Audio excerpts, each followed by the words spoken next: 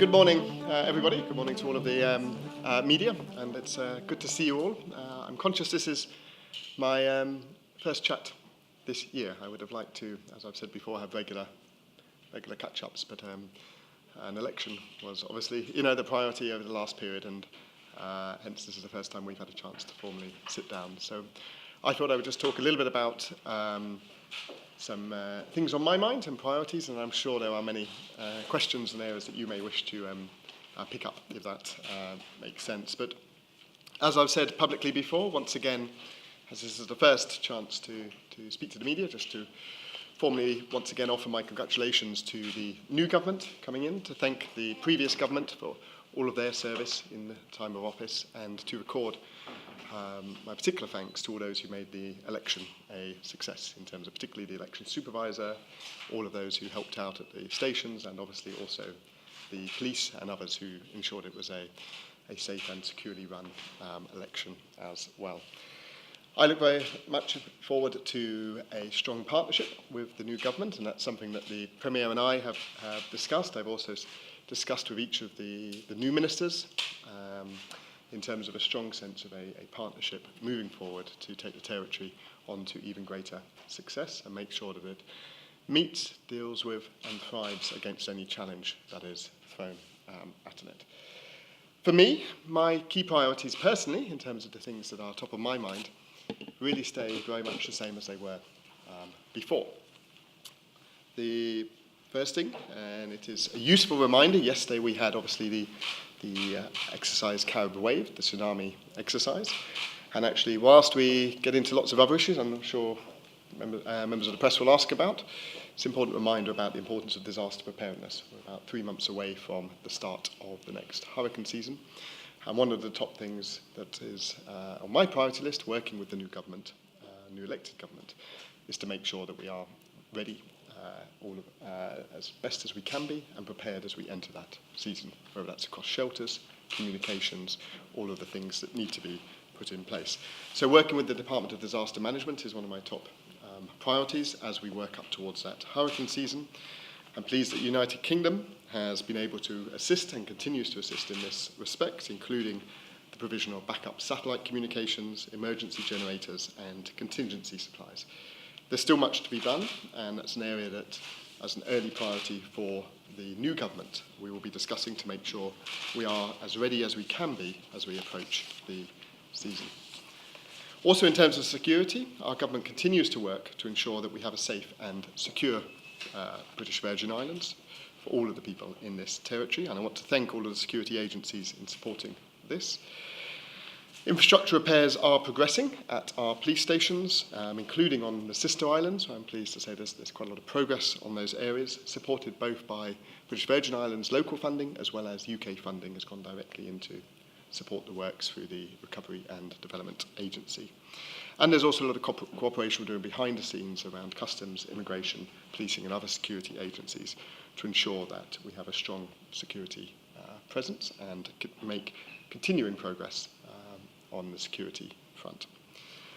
Another priority area is, of course, recovery and development and the ongoing focus on that. And I know that that is an important area to the Premier, and in fact, with all of the ministers, an important area that we make progress on. We're very conscious that whether that's public officers or members of the public, there still are areas where we need to improve on the recovery and take the territory forward on development. So we're working with the Premier to take forward the recovery plan, moving apace with the Recovery and Development Agency, assisting client ministries on their key priorities. Linked to this is the importance of taking the necessary steps to access recovery financing, including accessing the United Kingdom's loan guarantee, which essentially is about supporting the territory to access financing to move the recovery forward at a far cheaper rate, saving many millions of dollars to the BVI. The RDA is already moving forward with implementing a number of projects on behalf of the ministries, and I want to reiterate my full commitment to seeing these islands recover quickly and successfully, and that this territory is restored and indeed actually is even more resilient and better in the future. Another key priority for me, again, no surprises, is good governance, which I've always talked about since day one that I got here. I know that the Premier is keen on promoting openness and transparency in all aspects of public life and public service, as outlined in his party's manifesto. And I look forward to the government putting the necessary legislation in place early for the establishment of all of the necessary mechanisms. I look forward to working with them on this, including on the early introduction of a new ministerial code. I continue to welcome this direction, where there's a commitment by the government to promote the integrity of public officials, public officers and institutions, and to transform our public service. We already have plans underway on public service transformation, including in the areas of public-private partnerships, greening the public service, and measures to improve the efficiency for customers. It's an area I look forward to working very much with the new elected government on. But also there are other areas that we need to address as a territory. On Tuesday, the European Union announced that the British Virgin Islands has taken significant positive steps to meet their requirements, and so the BVI has not been placed on what they called the EU blacklist, which is very good news. It is important now that the British Virgin Islands takes the necessary steps to create the environment to implement the provisions of the legislation passed back in December, to ensure sustainable economic success. I think this is an area that I know the new government is very focused on, and I stand ready to support government and industry on this. Allow me also, just before I close, to speak very briefly on the UK's Foreign Affairs Committee report, which we can cover more in questions as well if wished, but I just wanted to explain a little bit about this, as I know there was a fair bit of press reporting on it at the time that it came out. Firstly, it's important to clarify what a report is. This was a report from a parliamentary committee, not the UK government. So it is the Foreign Affairs Committee is one of a number of parliamentary select committees. Select committees, what they do is they check, they report on areas, they produce numerous reports each year as recommendations for government on topics ranging right across the business of government. And their job is to look at topics and essentially provide what they think are recommendations. The results of these inquiries are public, and they may require, or many of them do require, a response from the UK government. The Foreign Affairs Committee specifically examines the expenditure, administration and policy of the Foreign and Commonwealth Office and its associated public bodies, and hence it looked at the overseas territories as part of its work. I'm aware of the concerns being expressed about the report, and it raises important issues about British overseas territories citizens and their rights living in the United Kingdom, and British citizens or British overseas territories living in the territories and their rights. And the debate locally is something that I will be feeding into London as it considers its response. And the report does speak to important issues, issues that are rightly things that should be discussed locally, and I'm encouraging persons to read the document for themselves, as these are important issues about the society that we live in here. But the important point is it's not UK government policy. It is a set of recommendations from essentially a cross-party or cross-different parties in the UK Parliament, which then the UK government has 2 months to respond to by the 21st of April. And I will be feeding in and I will be encouraging the elected government to also feed in any further points to the UK government as they consider their response to that report. So to close where I started, which is that I look forward to going forward as we, with the new government, new elected government, now in place. All of the ministers obviously sworn in, and the House earlier this week having been sworn in as well. I look forward to a strong sense of partnership to deliver for the people of the British Virgin Islands, and that is my overriding top priority, is always about supporting the people in this fantastic territory. That partnership is one where every partner in government needs and should be respected, valued, and must play their role to the full. And that is obviously the elected government, obviously myself as governor, the public service, and the United Kingdom as part of that partnership as well. I'll stop there, but I'm sure there's many areas that colleagues of the media will wish to pick up. But thank you very much. Captain Richard, State Unions, thank you so much for affording us this opportunity to speak with you. I want to quickly go on the issue of the EU and the territory not being blacklisted. If you read and heard in some sections that while the EU has made the move not to have the BVI blacklisted, we are still on what is called considered the grey list. Should we be concerned? Well, it's really the Minister of Finance who should talk to the issue of financial services issues, and I know also Neil Smith recently explained some of that. The decision about the blacklist is a very good decision, and personally I believe completely the right decision. The territory has a well-regulated industry, and it's proven that. It also took legislative changes and the necessary steps to meet the requirements that the EU set out. The position it's in now is essentially about further questions that the EU has, and I'm pretty confident that the territory can work through those, as it has shown in the past, that it very successfully worked through rightly legislation, rightly the implications on the first set of questions that the EU put to get over the blacklisting hurdle. So it's a good result in terms of the position, and reflects a huge amount of work from both the previous government and the incoming government. The UK, who is actively supporting at the EU table the BVI's position. But also, as I said earlier, it requires now thinking hard about how we move forward, making a success of those requirements under the economic substance legislation. Okay. You said you're working closely with the new government. In your opinion, are they moving apace with the urgent matters comfortably, or they need to pick up the pace, or is there too much of emphasis being placed on certain areas as priority? Government, could you come forward a little bit, please? Oh, sure, yeah, of course. Please. Oh, of course. Thank you. Well, in terms of the new government, we're moving at a pretty fast pace.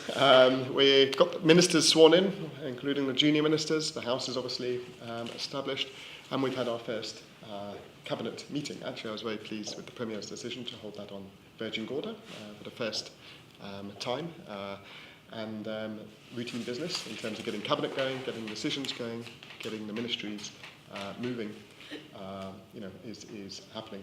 Obviously, the new elected government and each minister will be getting up to speed in their ministries. They have a very strong public service who will support them and help take forward their objectives, and I look forward to working with them, the elected ministers and the public service, to make sure that we deliver successfully.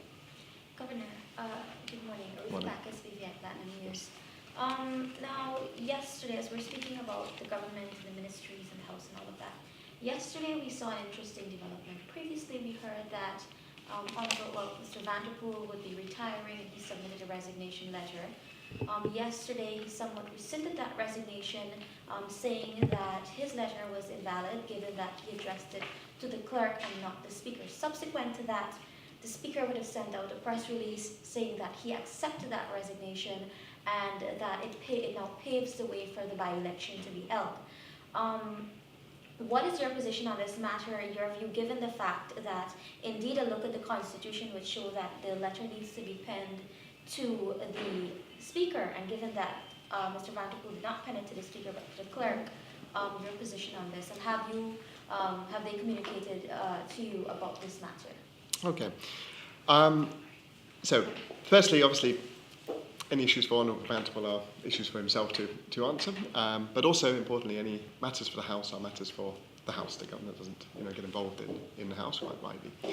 My role in this, as Governor, would be, if we got to a point, my role is essentially to ensure there's representation, and that would be to issue a writ for a by-election, if there was a vacant seat. Now, at the moment, we haven't formally got to a point where I would, there's no formal notification for me to move forward on a by-election. But you did respond to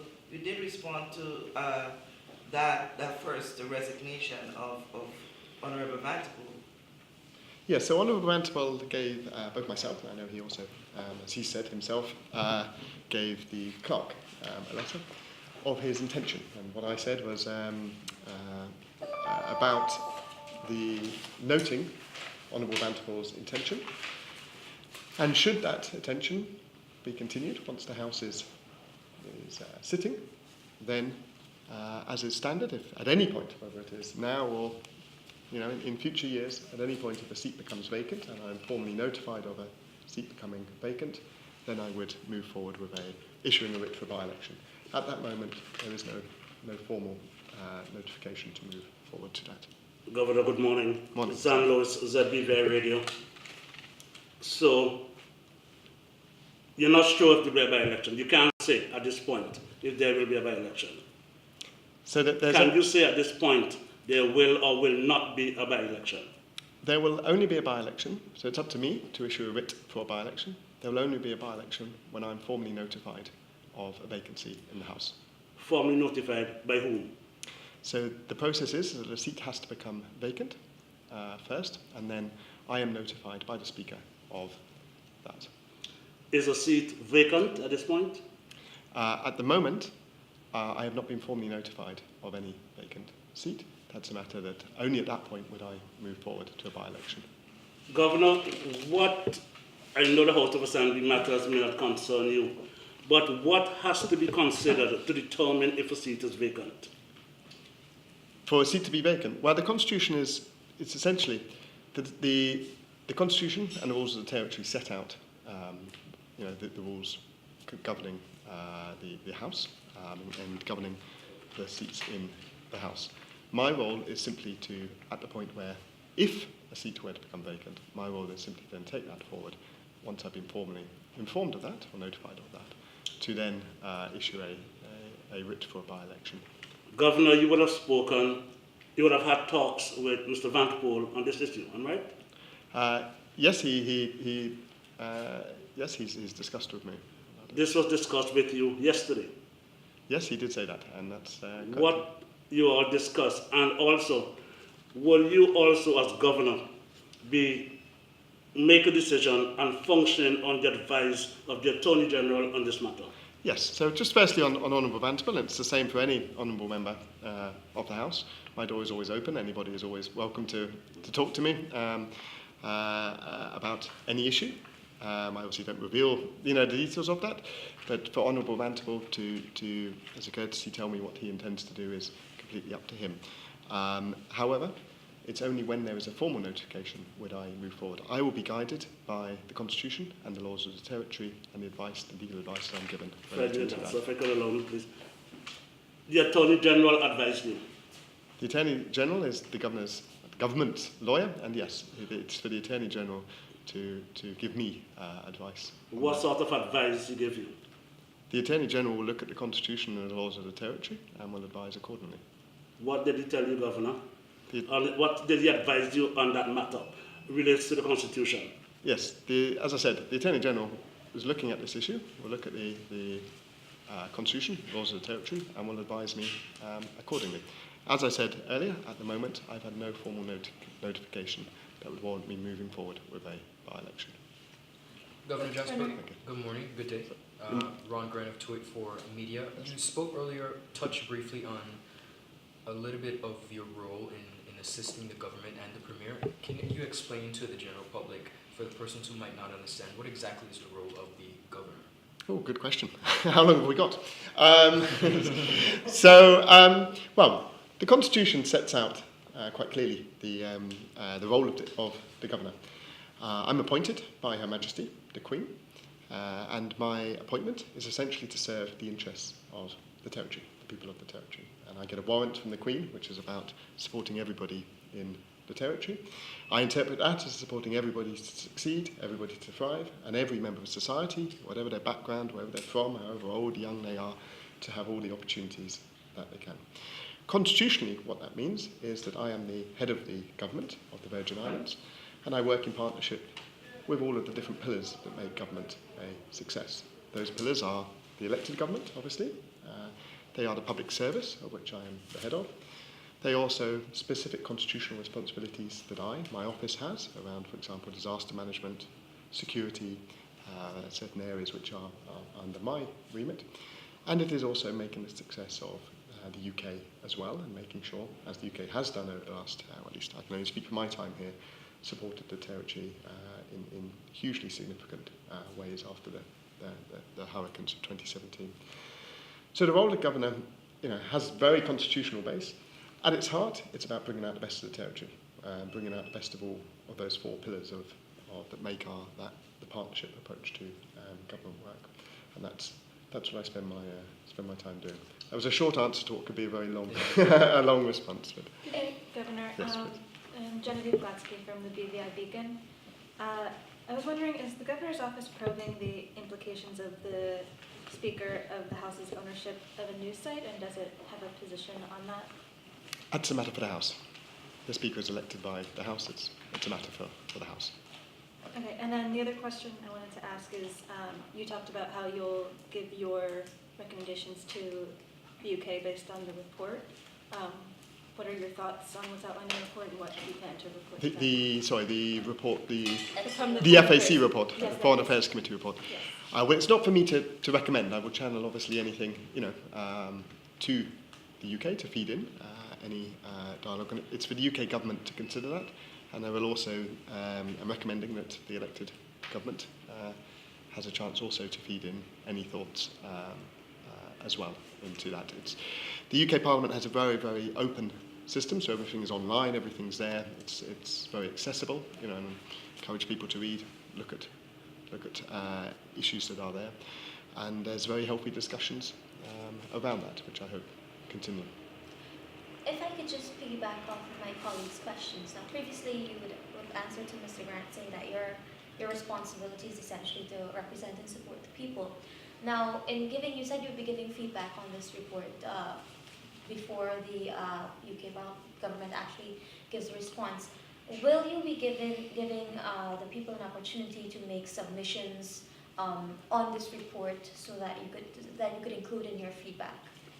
It's a good question. I mean, the process and the way these reports happen is that they are actually always open for the public to feed in. And actually, quite a significant number of people from the British Virgin Islands did feed in thoughts, as well as the previous government and the previous opposition or parties fed in reports. So that's an ongoing process that is always available. I would never assume I know everybody's views, so I wouldn't speak on behalf of everybody in the territory. It's many people have different views on many of the issues that, whether in that report or other reports or any issues. My job is to listen, reflect, discuss, but I would never assume that I know everybody's views in any way. So will you be giving them the opportunity to submit feedback to you to include in your response, your feedback? Well, there's a discussion, as I said, I will be having with the elected government about how they wish to respond and whether that's something they wish to open up. But it is always open. UK Parliament has a very open approach to how it does its deliberations. So it's sort of available, for individuals. As has happened, many submitted in views directly into the UK Parliament. And then I know people also submitted in locally to then be collated, whether that was through what members of the opposition parties did or what the government did as well. Governor, will it be correct to assume that a seat can only become vacant in the House of Assembly if a letter of resignation is submitted to the Speaker? So the process is set out in the Constitution. I won't say more on that. We discussed a fair bit on this topic. I am not aware of what the Constitution says on Governor. You said your role is to inform the people. And the people needs to know what the Constitution, everyone who can't read the Constitution, some cannot read. Mm-hmm. I'm asking you, Governor, please, with all respect to you, will a seat become vacant in the House of Assembly only if that person writes that resignation letter to the Speaker?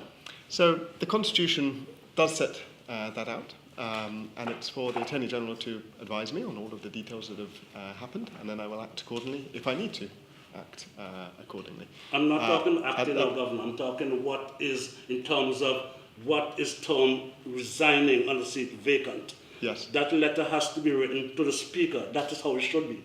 That's what the Constitution.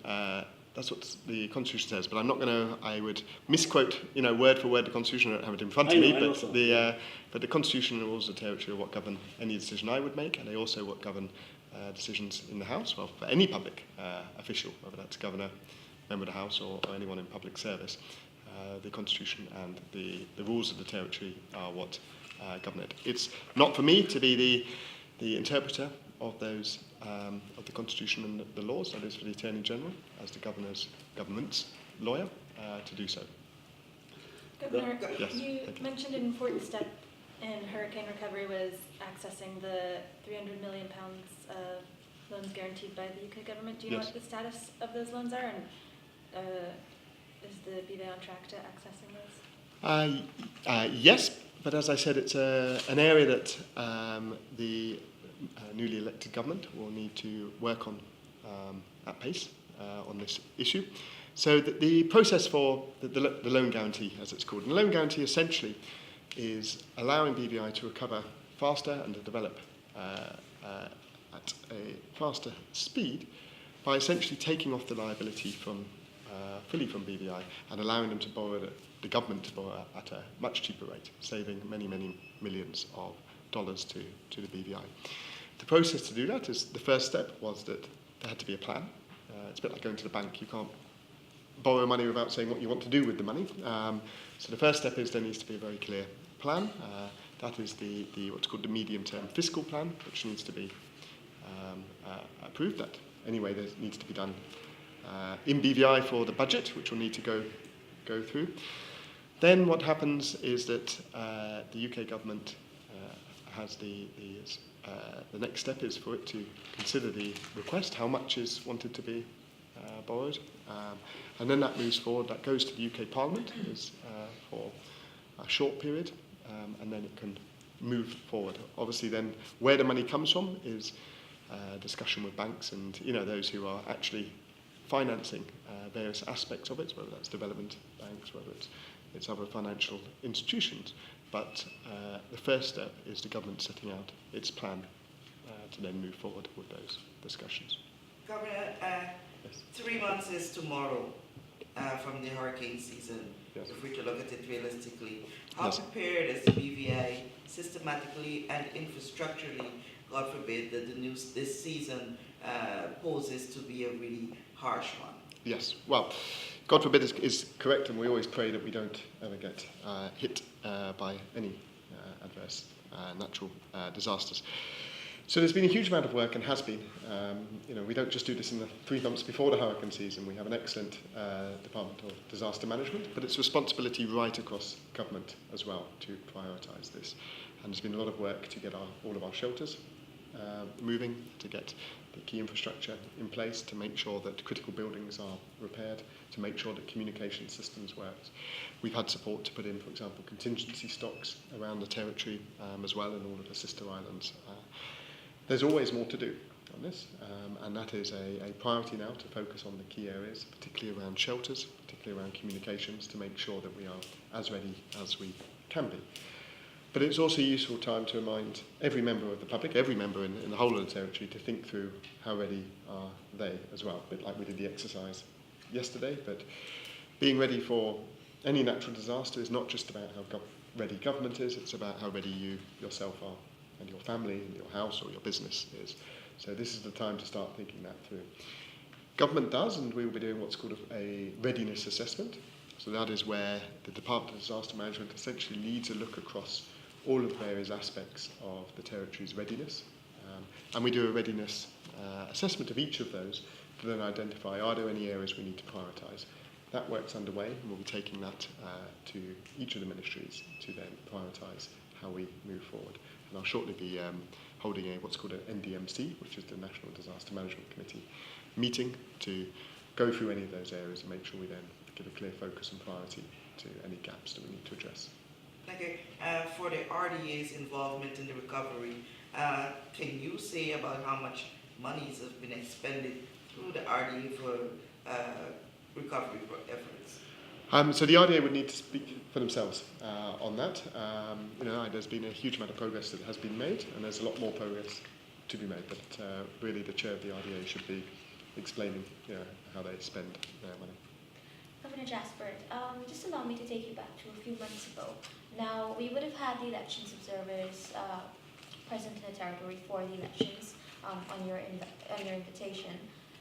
They produced a preliminary report. I'm not sure if you've had a chance to peruse that document, but they pointed out a few areas of concern.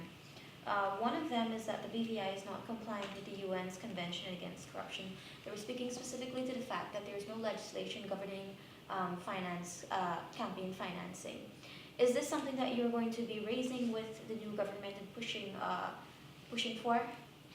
Well, firstly, so I should say formally to record the thanks to the election observers. They were led by Honourable Pam Webster from Anguilla. I think she did a very fine job with her team coming in and observing our elections, which is a very important part of the process.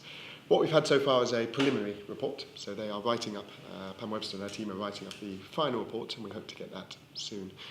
Yes, there's issues in there which I will be already discussed with the Premier, and we'll be wanting to take that forward to Cabinet for a discussion. Those include areas such as party financing, I think are very important, and all of those areas I hope that we look at in due course. But first step is to get the final report before we then take it further. Another important issue that was raised in that report, the preliminary report, was the fact that there was a leak of results from the advanced polling. Is this something that you've raised with the Premier and the Elections Office as well? So what we'll be doing with the election supervisor, Mrs. Juliet Penn, will be doing essentially a wash-up of all of the, after the election. One of the areas will need to be how, what happened around if there was a leak and needing to investigate the circumstances around that. But that needs to be properly looked at. Governor, let me turn this final before question. you continue, final round of questions for everyone. The final question. Governor, you have always spoken about the integrity of the public service to make it effective. You said so a while ago. Yes. Right? But here you have a situation, Governor. I'm looking for your comments, your feelings about the whole thing. But here we have a situation where you have a fired permanent secretary, a fired public servant, who has been dismissed from the public service because of misconduct. He has been refused to be a part or head of the Public Service Commission. I believe you'd have read about that with the former governor. But then he has been recommended to be Speaker of the House of Assembly. His integrity has been questioned. He has been refused, he has been fired, but still he has been given the position as Speaker of the House of Assembly. This raises concerns in your mind in terms of put a shadow over what you're doing, despite what you're doing to strengthen the public service. You may tell me that he's not a public servant. I'm asking your view, sir. Does this raise concerns in your mind about the system in terms of for the British Virgin Islands? You're concerned about it? Well, as I said earlier, the election of the Speaker, or the nomination of the Speaker by the Premier to the House, it is a matter for the House. In terms of the system, and I won't comment on the past history, but in terms of the system, actually I'm pleased that the system is able to, when any individual is a public servant, to investigate, to have a fair hearing, to conclude that, and to take action when required. So if somebody is asked to leave the public service because they haven't acted properly, that's a process that I'm pleased is there and is an important part of the integrity of the public service. Any issue for the House is a matter for the House to consider. I was trying not to get that from you. I knew you were going to tell me that. I'm trying to get your opinion, so you as governor. Yeah, and as governor, I'm very clear on what matters for the House, what matters for the public service. I'm very clear about the importance of integrity, the importance of good governance, the importance of accountability, and I will always uphold those principles in everything I do, and indeed encourage the Territory to consistently and continually improve and move forward on those. Thank you. Mr. Governor, Esther Duran, BVInews.com. Just piggybacking a little bit on the saga involving the Speaker of the House and the former Works Minister. I'm curious to know what is your take on the entire thing as the Governor. What do you make of the entire situation?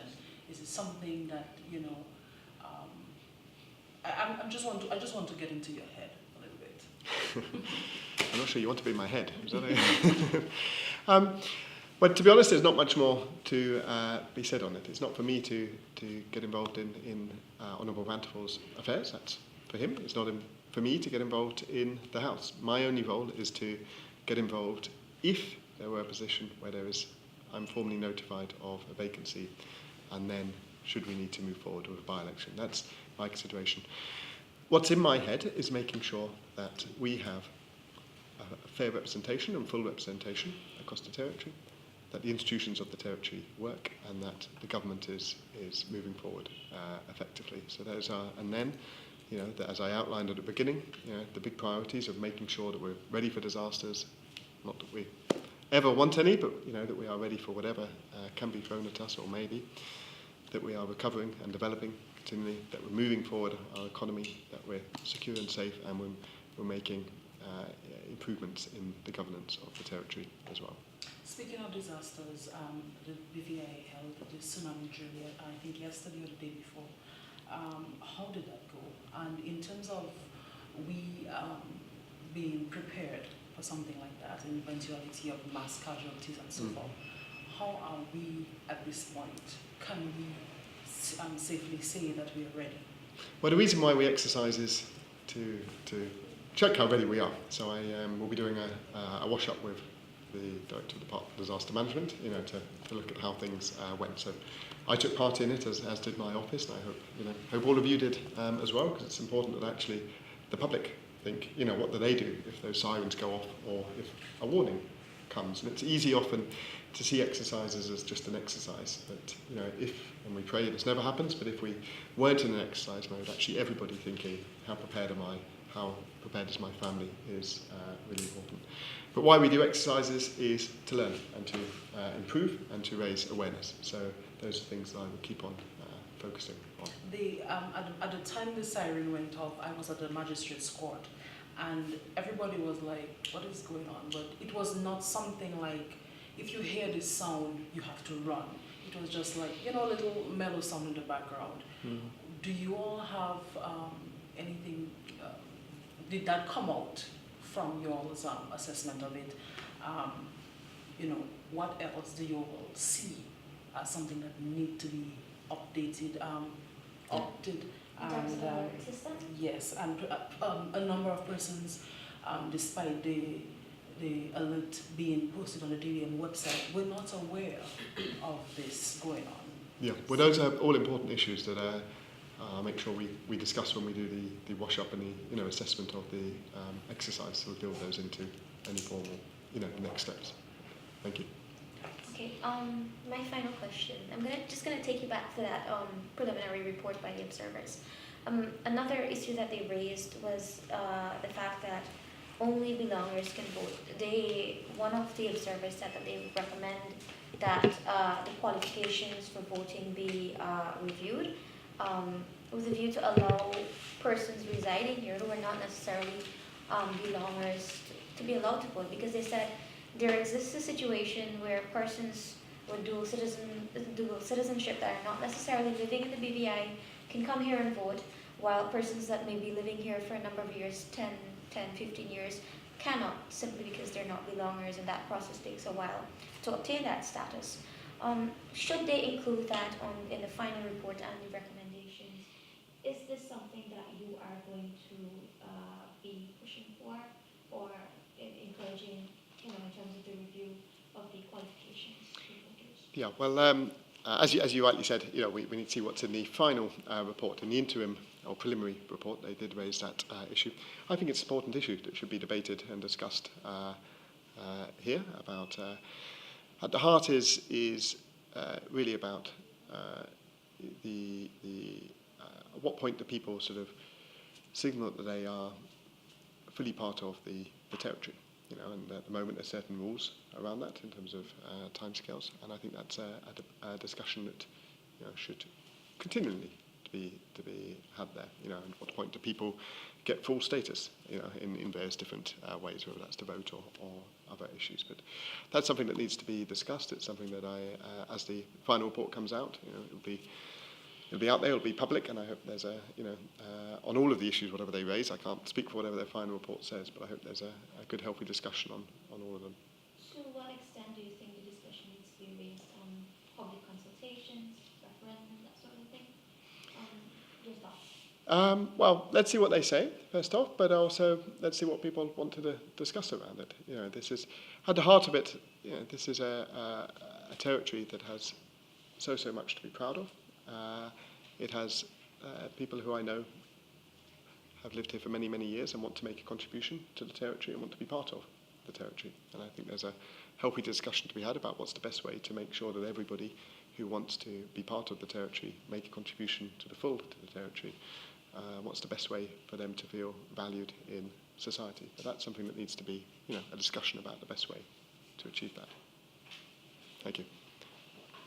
Thank you very much. No further questions. Governor, your final round statement. Yes, thank you. Well, thank you again to members of the media for your time this morning. As I said, it's always good to discuss. There's always a lot of things happening, but just to reiterate, as I said before, my key priority is that we're moving forward, continually supporting everybody in the territory to thrive and to succeed, and that's something that with the new government is something that's on my daily to-do list in terms of various different areas. We discussed some of those. There's obviously a lot more that we could go into depth on, but thank you for the opportunity to discuss a bit this morning. Thank you.